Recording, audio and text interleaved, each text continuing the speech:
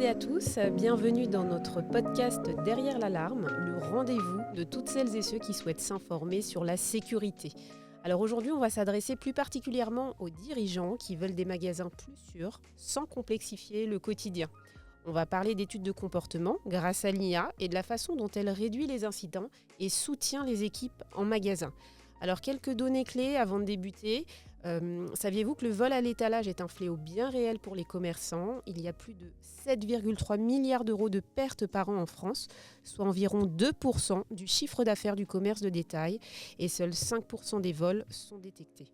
Donc face à cette réalité, l'intelligence artificielle s'impose comme un véritable levier pour renforcer la sécurité. Mais attention, toutes les solutions ne se valent pas. Certaines sont trop intrusives, d'autres posent des problèmes de conformité RGPD. Le vrai enjeu, c'est de protéger sans surveiller dans l'excès. Alors pour en parler, j'ai la chance de recevoir Salah, le gérant et fondateur d'Access Protection, expert en sécurité d'aujourd'hui, intervenant régulier pour BFM TV et contributeur en presse spécialisée en sécurité. Bonjour Salah. Bonjour Leïla. Alors, on ne présente plus Access Protection, qui existe depuis plus de 23 ans maintenant. Donc, l'entreprise installe et intègre des dispositifs de sécurité chez les professionnels et particuliers, et cela à toute la France et pour tous les secteurs d'activité. Et c'est surtout aussi une entreprise qui propose un service, un véritable service, avec un interlocuteur unique. Donc, c'est cette notion aussi qui va nous intéresser aujourd'hui pour le sujet du jour, pour la vidéosurveillance et l'intégration IA. On accompagne de l'audit au déploiement puis à l'exploitation avec un système d'abonnement personnalisé. Alors Salah, est-ce que, donc avec tes plus de 30 ans d'expérience terrain, est-ce que tu pourrais nous décrire les problèmes prioritaires auxquels les commerces font face ? Alors, bonjour Leïla. Donc effectivement, ces problématiques ne datent pas d'aujourd'hui. Elles datent depuis un petit moment. Moi, je les ai rencontrées lorsque j'étais technicien déjà à l'époque. On parle des pharmaciens, on parle des supérettes, on parle de supermarchés. Enfin bref, tout le monde est épargné. À partir du moment où on a des encaissements, on avait déjà une première problématique en interne ou en externe. Et effectivement, c'est un problème et un fléau qu'on a envie de régler aujourd'hui et qui date depuis un petit moment.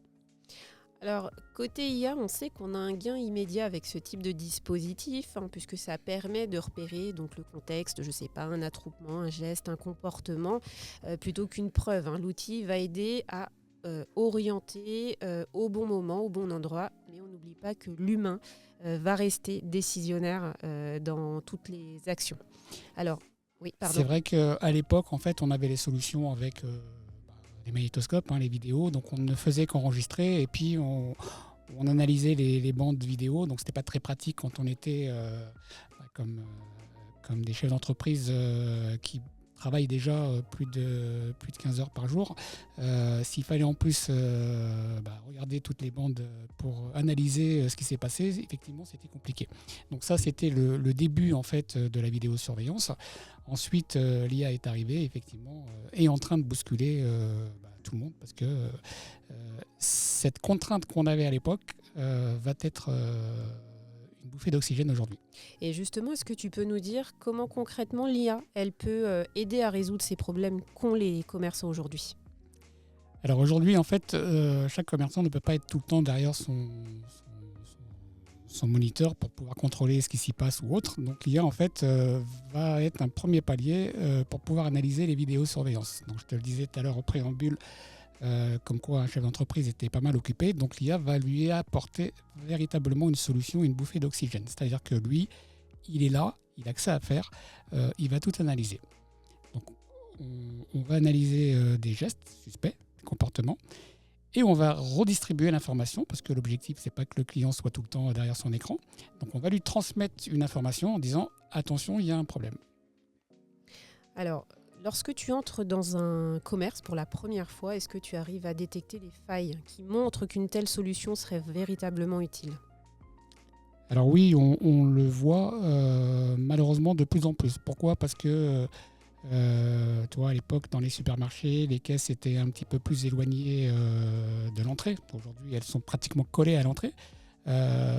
Aujourd'hui, le design, la décoration a une importance parce que c'est ce qui va nous démarquer de ses concurrents. Donc, effectivement, les produits ne sont plus dans des vitrines ou des choses comme ça. Enfin, ils sont à la portée de tout le monde. Donc, l'idée, c'est que le client puisse toucher le produit. Donc, plus proche du produit, plus proche du sac, plus proche d'une tentation qui pourrait donner envie à certains de le mettre dans leur poche. Donc, ça, ce sont les premières failles que l'on va trouver et que l'on voit tout de suite. Une des failles aussi qui, pour moi, me gêne, c'est que, on le sait aujourd'hui, les les entrepreneurs sont beaucoup équipés en vidéosurveillance. Le souci, c'est qu'ils affichent à l'entrée comme quoi ils sont sous vidéosurveillance. Donc ça, c'est normal à partir du moment où on affiche une caméra de l'entrée, c'est-à-dire que je suis un individu, je rentre dans un établissement, je me vois, je suis filmé. Je sais que je n'ai pas intérêt de faire de bêtises.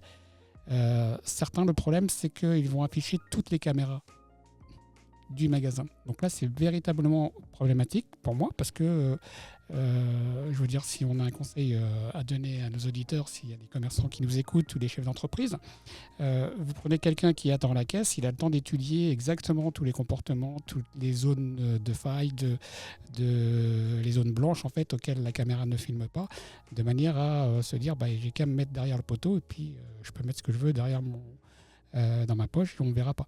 Donc ça, c'est des failles qui sont quand même très importantes. Voilà. Alors là, on entend toute l'importance de faire appel à un savoir-faire, une expertise qui va permettre justement de mettre au service justement du commerçant cet outil incroyable qui est l'intelligence artificielle. Alors, est-ce que on pourrait savoir pourquoi tu étais réfractaire au début pour ce type de solution? Parce que c'est ce que j'ai cru comprendre et qu'après ta position a évolué. Mais d'abord, on va commencer par le démarrage. Oui, tu me connais bien. Donc effectivement, au début, tu l'as dit en préambule, c'est un marché colossal. C'est une attente des clients depuis de très longues années. Et il arrive une solution. Le problème, c'est qu'une solution arrive. C'est le début de cette solution. Donc, comme tout début d'innovation, on n'est pas dans l'excellence, on est dans le bêta-testeur. Enfin, le client se retrouvait en fait à alimenter lui-même des données avec les enregistrements de ses vidéosurveillance. Et surtout, c'était lui qui faisait, qui enrichissait l'IA, c'est-à-dire que c'était lui qui disait ça c'est une bonne analyse, ça c'est une mauvaise analyse, ça c'est une bonne analyse, ça c'est une mauvaise analyse. Donc je te disais tout à l'heure que les chefs d'entreprise travaillaient beaucoup, donc ça posait un problème pour moi parce que je veux dire, l'objectif c'était pas que le client soit le bêta-testeur de solutions comme ça. Donc ça c'était mon premier côté pour lequel j'étais réfractaire. Et comme il n'y avait pas de concurrence à l'époque sur ce marché, il y en avait un qui était unique. On ne va pas citer de nom, mais forcément, méthode de vente agressive, etc. Demande forte, pas de concurrence. Donc les prix explosaient. Et donc, je voyais des clients avec des solutions très chères et qui devaient analyser eux-mêmes, et moi ça me posait problème déontologiquement, quoi. Je ne pouvais pas vis-à-vis de mes clients. Donc ça c'était le deuxième problème. Le troisième problème qui me gênait, c'est qu'il y avait des contraintes techniques. On s'était rendu compte que parfois en fait le client avait l'information, mais quand la personne était partie. Donc c'était problématique parce que c'était pas ce qui était vendu, c'était pas l'objectif initial, en tous les cas ce qui a été proposé au client. Donc voilà. Tous ces problèmes-là, le problème de démarrage, je veux dire, à chaque innovation, ça ne marche pas comme ça du premier coup, mais voilà, j'étais réfractaire par rapport à ça parce que pour moi, il était hors de question de prendre mes clients en otage. Et puis, tu le sais, on fidélise 98% de nos clients. C'est pas avec ça que je vais pouvoir fidéliser mes clients, quoi. D'ailleurs, je suis quelqu'un qui aime bien analyser le marché, je suis quelqu'un qui aime bien comprendre, donc mon intérêt est quand même de comprendre. J'ai des clients qui ont fait le pas et qui sont partis sur ce genre de solution au début. Moi, je leur disais, écoute, je te conseille d'attendre 1 an, 2 ans maximum, parce que tu vas voir que les choses vont évoluer. On le voit aujourd'hui, si on prend l'IA de ChatGPT, par exemple, aujourd'hui et ChatGPT il y a 3 ans, c'était pas la même chose, quoi. Donc, j'avais été transparent avec les clients. Certains ont fait se sont laissés tenter, parce qu'effectivement, la tentation était bonne. Et effectivement, je constate et je remarque qu'il n'y avait pas de renouvellement. Donc heureusement, je n'ai pas choisi cette voie-là parce que pour moi, ça nous pose problème. Alors effectivement, on entend bien là, le cheminement qu'il y a eu aujourd'hui, quelques années plus tard. Est-ce que tu peux nous expliquer ce qui t'a fait basculer en faveur de cette solution? Aujourd'hui, en fait, la solution, elle a évolué. Donc, je te l'ai dit, le temps a permis de faire avancer les choses. On a vu les contraintes. Et aujourd'hui, il y a un petit peu plus de monde sur le marché. Donc, il n'y a pas une société, mais il y en a plusieurs. Il y en a 2 ou 3 qui se partagent un petit peu ce marché colossal. Et donc, l'idée, c'était de trouver la solution qui correspond à ce que nous, on avait envie. Donc, le premier qui était sur le marché n'était pas forcément le meilleur, dans le sens où il s'est fait rétoquer d'ailleurs par la CNIL. Et la CNIL, par exemple, pour les clients, ce sont des sujets importants. Objectivement, les commerçants sont sujets à des contraintes réglementaires importantes, que ce soit la vidéosurveillance qu'ils doivent déclarer auprès de la préfecture, que ce soit pour la CNIL, que ce soit pour le RGPD. Donc, tu vois, beaucoup de réglementation. Donc, l'aspect réglementation, pour moi, il a été important. Donc, aujourd'hui, on a réussi à trouver une solution qui nous permettait de répondre à des contraintes techniques. Donc, les solutions sont embarquées chez le client. On a les événements instantanément et on a les problèmes réglementaires qui n'en sont pas parce que aujourd'hui, c'est la CNIL a autorisé ce système dans le sens où il n'y a pas de stockage de personnes, il n'y a pas de stockage, c'est du stockage de données techniques et c'est des stockages qui sont chez le client et non pas sur des serveurs. D'accord, donc on sent vraiment qu'il y a un cadre sur tous les aspects techniques et réglementaires qui est beaucoup plus défini, qui est moins flou et qui a permis en fait de faire en sorte que cette solution soit choisie par Access Protection. C'est important. On comprend qu'il y a une demande, on le sait. Je veux dire, on le sent et on le voit et on le subit de jour en jour et depuis un petit moment, mais on ne peut pas se permettre de faire n'importe quoi sous prétexte qu'il y a de l'argent à gagner. Donc aujourd'hui, les choses ont bougé. On a commencé à équiper ces solutions et on le verra après comment ça fonctionne. Mais voilà, aujourd'hui, oui, effectivement, Access Protection peut se permettre de proposer ce genre de produit avec un produit qui a été sélectionné. On est avant tout intégrateur, donc ce qui nous intéresse, c'est de proposer une solution clé en main et on le verra après. Alors justement, est-ce que tu peux nous parler, maintenant on entre dans le cœur du sujet, de cette solution, en quoi se différencie-t-elle par exemple des autres solutions et quel est son fonctionnement concrètement? Alors il y a une partie technique qui est non négligeable, c'est-à-dire qu'à la base, on part d'un système de vidéosurveillance qui est déjà équipé, qui est déjà installé chez le client. D'accord ? Donc nous, on a vendu une solution à nos clients. D'autres clients qui ne sont pas clients Access Protection ont un système de vidéosurveillance. Donc on va pouvoir intégrer un serveur directement chez le client, récupérer les flux de vidéosurveillance et on va pouvoir analyser. Donc ça, c'est un premier point sur lequel je voudrais attirer l'importance, dans le sens où toute la partie stockage et autres se fait chez le client. C'est-à-dire que la partie Internet ne permet juste d'avoir les notifications. Et c'est là où c'est important. Donc, on a cette contrainte technique qui fait qu'aujourd'hui, on arrive à couvrir les besoins d'un client. Donc, il choisit les rayons qui sont pour lui le plus important. On a des rayons qui sont à côté des rayons les plus importants qui vont être aussi pris par ce genre de solution. On ne va pas équiper 32 caméras et analyser 32 caméras parce que ça n'a aucun intérêt, mais on va déjà déterminer les besoins du client. C'est-à-dire que les besoins du client sont sur des rayons prioritaires et on va équiper les rayons prioritaires et les rayons secondaires. Pourquoi ? Parce qu'on sait très bien qu'une personne qui va vouloir faire un geste pas conventionnel va pas forcément le faire dans le rayon parfumerie, parce qu'il sait très bien que le rayon parfumerie est très protégé, donc il va prendre le parfum et il va aller dans le rayon d'à côté. Alors, est-ce que justement tu peux nous expliquer comment fonctionne le préfiltrage ? Parce que je sais que c'est une donnée dont tu as déjà beaucoup parlé, justement le préfiltrage des alertes. Alors ça aussi, c'est un point sur lequel pour moi c'était important, parce qu'au début, sur ce genre de solution, les clients recevaient énormément de notifications. Alors je te promets qu'à un moment donné, c'est bien, c'est un jouet. Et puis après, on n'a plus le temps de jouer parce que, on est censé avoir pris cette solution pendant 4 ans, 5 ans. Donc je peux te dire que tu le payes très cher pendant 400 ou 50, tu reçois 150 alertes par jour, bon, au bout d'un moment, ça n'a plus aucun intérêt. Donc, tu ne les regardes pas. Alors, il y en a qui me disent, oui, mais on a un gardien ou on a un vigile. Tout le monde ne peut pas se payer un vigile. Et pour ceux qui ont la chance d'avoir un vigile, effectivement, je ne vois pas l'intérêt d'avoir 150 alertes.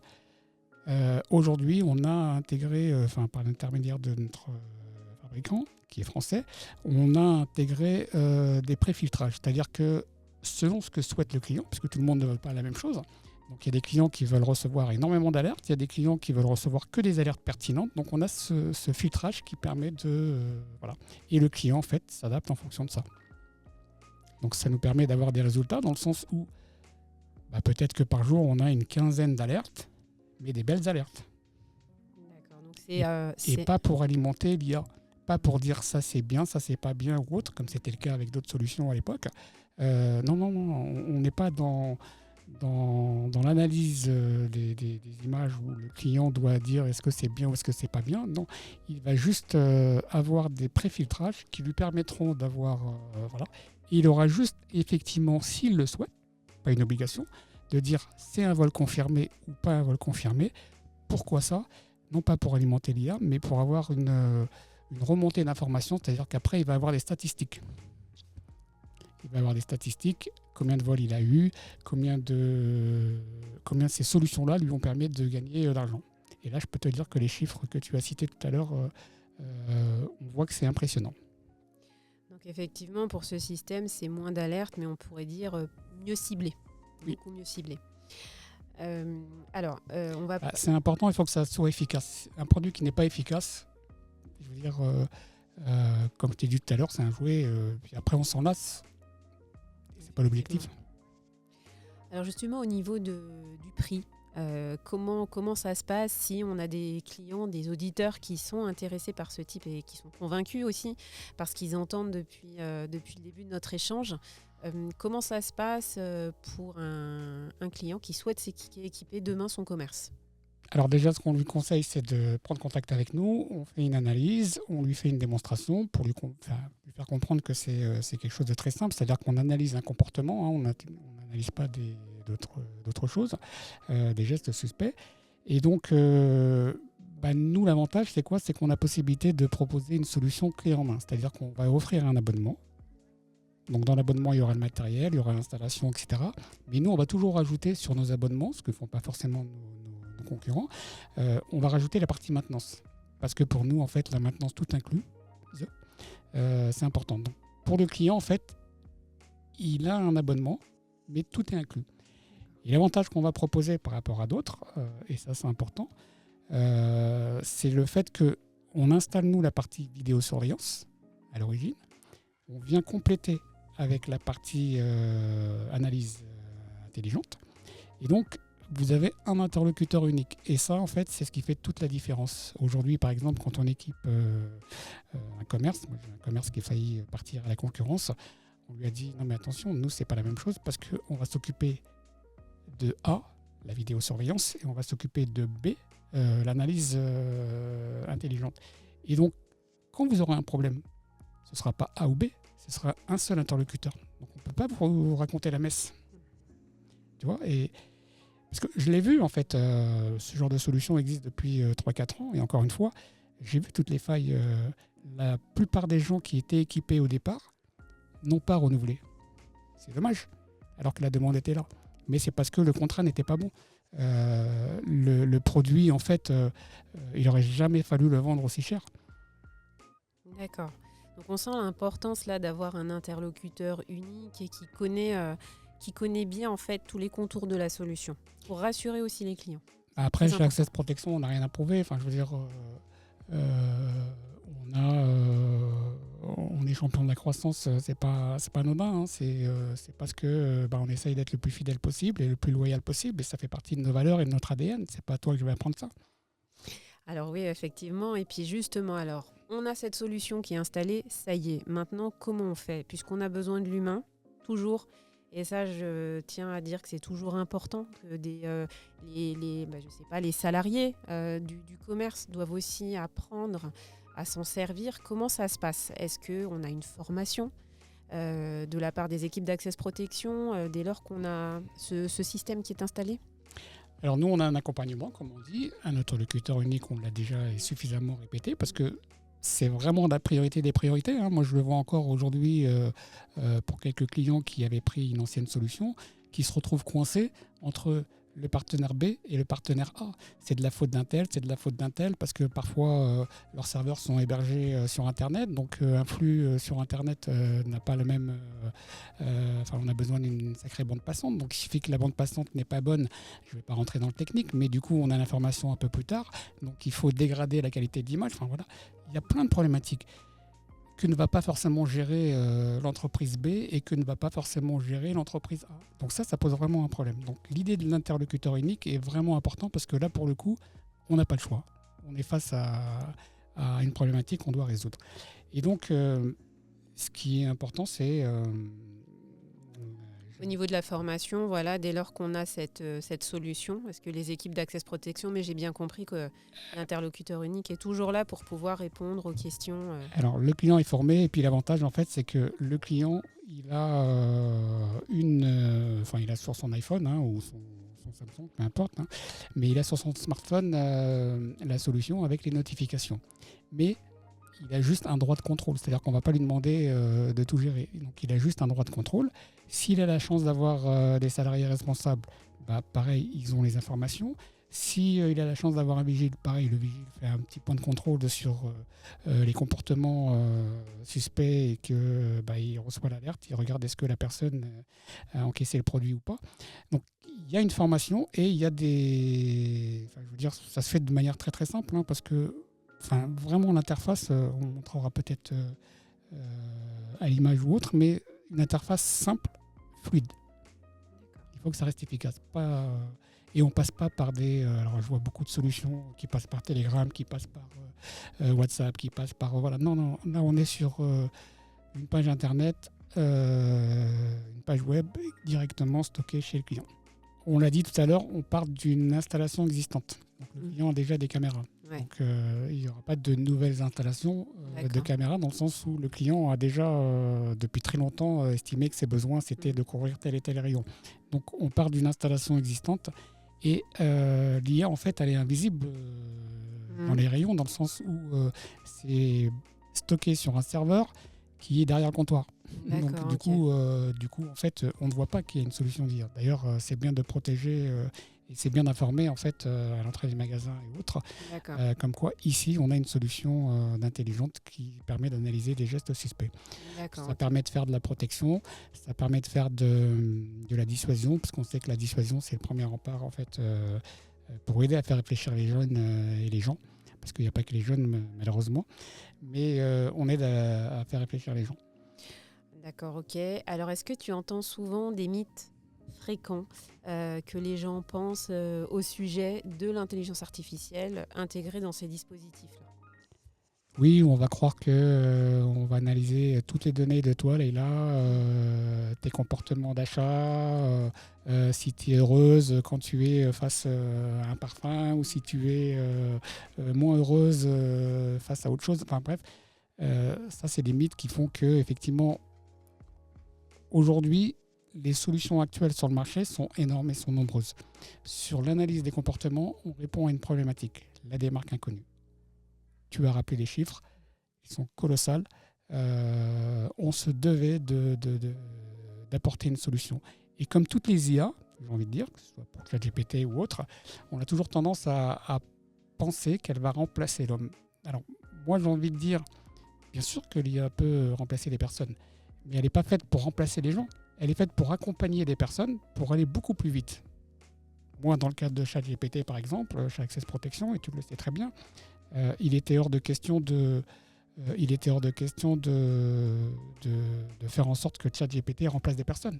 En revanche, on a des contextes économiques, on n'a pas forcément envie d'embaucher ou autre tout de suite. L'IA va nous apporter à aller plus vite et aller plus loin. Voilà. Et ça, c'est important.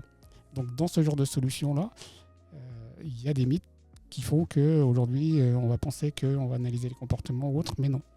Et encore une fois, la solution pour laquelle on a choisi, parce que je vous rappelle, on est intégrateur, Ça nous laisse la casquette de la liberté et de choisir qui on veut, contrairement à d'autres qui n'ont que cette solution-là à vendre. Nous, on peut changer de crèmerie quand on veut. Donc, le choix du produit, le choix du fabricant, le choix reste très pertinent chez Access Protection. Alors, pour finir, Salah, est-ce que tu pourrais nous dire, quel conseil pratique tu donnerais à quelqu'un qui veut se lancer et qui a envie d'intégrer cette solution dans son commerce? C'est de prendre contact avec nous. L'avantage, c'est quoi? C'est que on ne va pas essayer de lui vendre, on ne va pas essayer de lui forcer la main. Ce qu'apprécient les clients chez nous, c'est-à-dire qu'on n'a pas de système de relance ou autre. Enfin, je veux dire, on n'est pas intrusif, parce que c'est vrai que quand on est chef d'entreprise aujourd'hui, on est démarché de tous les côtés. Enfin, je veux dire, on reçoit des WhatsApp, on reçoit des mails, on reçoit des appels, on reçoit après. Et quand vous ne recevez pas tout ça, et même si vous les recevez et que vous avez réussi à passer à travers, il y a quelqu'un qui est devant votre porte et qui vous dit voilà, je vous ai en face, maintenant regardez. Donc, pour ce genre de solution, c'est toujours un peu compliqué. Donc, ce qu'on lui propose, c'est il nous appelle, on lui fait une étude, pas en fonction de ce qu'on a envie de lui vendre, mais en fonction de l'expertise pour laquelle on va apporter. Et ça change tout, parce qu'en fait, la personne qui va voir, c'est pas n'importe qui, c'est moi ou une autre personne qui est soit un responsable technique. Et on va vraiment s'occuper de prendre en main sa problématique. Et ça change tout. Effectivement, et ça change tout.